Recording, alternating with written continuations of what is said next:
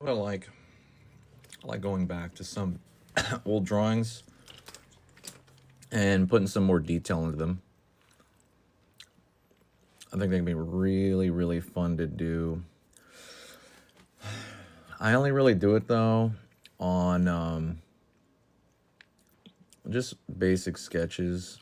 Sometimes I don't really do it on how do you say it, like finished pieces, because you want that to be of the time. You want completely finished stuff to be kind of like a time capsule of where you were at. But stuff in your sketchbook though should be pretty simple.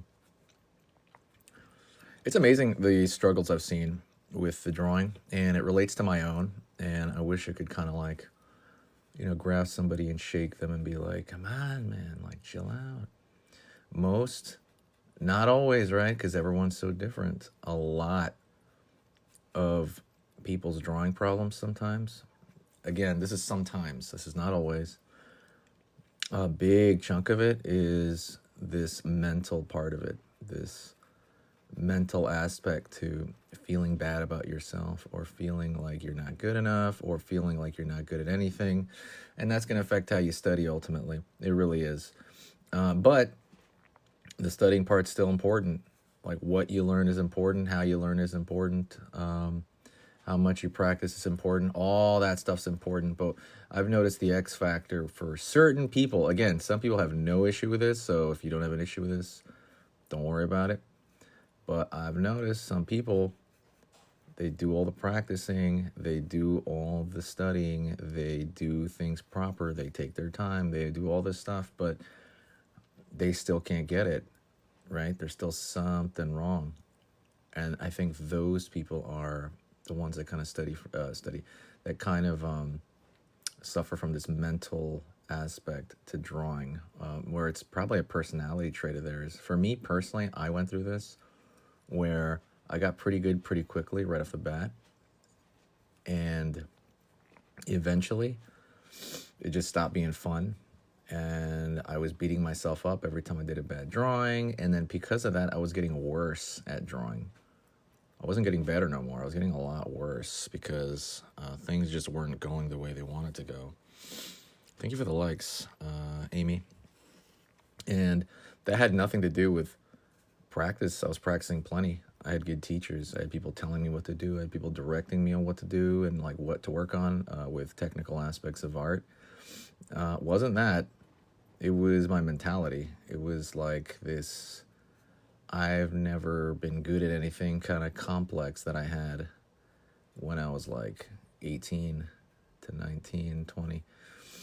And because I had that, it was just holding back. Like I was just beating myself up every time I did a bad drawing. And it was just getting worse and worse and worse. And I put more and more pressure on myself. And it would just spiral out of control when if I was just to chill out. If I was just to calm down and chill out, then I would have understood at some point that I'm standing in my own way. And that's a very common term, right? Standing in your own way.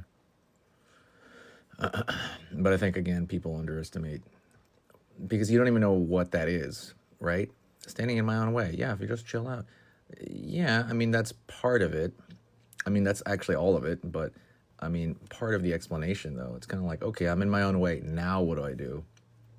Right? How do I even begin to understand what that is and how that's working? It's just, when you say advice would be like, just chill out. Like, yeah, I mean, on paper that's easy, but it has to be more than that.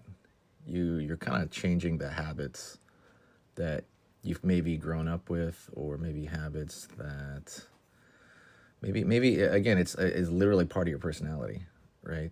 To be negative that way. That's the way I was. And it's like, oh dang, I have to literally kind of change my outlook on stuff, and that is going to affect literally how I'm practicing art as well. And so, and there's been psychology books on this exact topic. Thank you for the likes, by the way. Archangel Fitness. Yeah, thank you. My gosh, that helps so much. But Yeah, when someone says chill out, just relax, that's only a little part of it. You're gonna have to like, it's a habit to be negative like that, right? It's something I grew up with. It was a total habit to just beat myself up every time I did like some mistake in drawing. And I've read enough psychology books since to know, now I know, that when you beat yourself up over like a mistake, for example, like especially like a technical drawing mistake, let me zoom in a little bit. When you beat yourself up over a technical drawing mistake, you do worse the next time. I don't remember why, but there's a reason for that. You're basically like, you tell yourself like, "Dang, I'm dumb," or "Dang, I suck," or "Dang, I'm stupid." The more you do that, the more you're kind of training your subconscious to kind of feel that way. And what you should do, and so this is like the begin. This was literally the first thing I did. This is the beginning of one of the habits I was changing. When I make a mistake, because we're learning a skill, we're gonna make a gazillion mistakes, a gazillion of them. Instead, what I started doing was kind of just not being hard on myself. When I made a mistake, it was like, oh, all right, dang, messed that up. All right, okay, let me try to learn from that a little. Okay, next time I'll do better. But I'm never like, it's never my brain attacking myself for it, if that makes sense. It's just me acknowledging that I made a mistake. And I'm like, okay, where did I make it? Okay, let's see if I can change it next time. And that's it, and I move on. And there's none of that beating myself up stuff in the process. And when I started doing it, part of me really wanted to beat myself up, right? When I first started trying to change that, it's again, it's habitual. It's like in you almost, because it's a mental habit, subconscious habit. You just start doing it.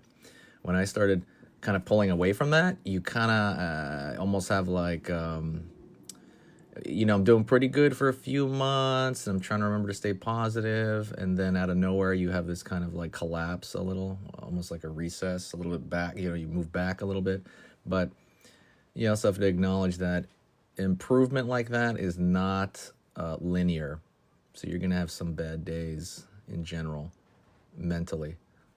So that's another, and I have to remember, like, don't be hard on myself. Don't be hard on myself. Just, it'll be okay. This isn't the end of the world. I'm not like out, in war or something, like it's gonna cost me my existence. This is just a drawing. Put it in perspective. I got a pretty good life. I'm in the house drawing. I mean, a lot of people wish they were doing that, right? So a lot of that's like putting yourself in perspective, and you're babying. I don't know. You're kind of babying. You're like being your own. You're being your own guide in a way. I mean, and then you slowly, after maybe it took me a couple of many months to even start really changing. And then it took me years where I didn't even know I had changed. And then like 2 years later or 3 years later, I'm like, oh, I'm not doing the negative thing anymore. Like once in a while it would come along, but it wasn't my initial instinctual thing to do anymore. And I was like, okay, this is the beginning. And then you can carry that through. I mean, for the next, it could take, many years, and you see it in different parts of your life, and you start working on it there. Just kind of not being so emotionally reactive to every little thing. There's a time to be emotionally reactive, but if you flub a drawing in your sketchbook, that's not the time to do it. That's not the time to, bash yourself. To be honest, it's never really time to bash yourself.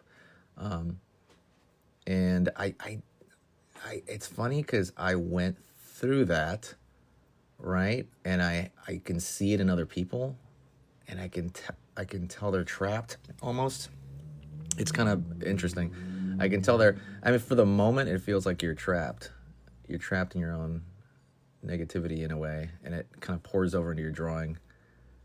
And for that, unfortunately, it will often, affect your drawing.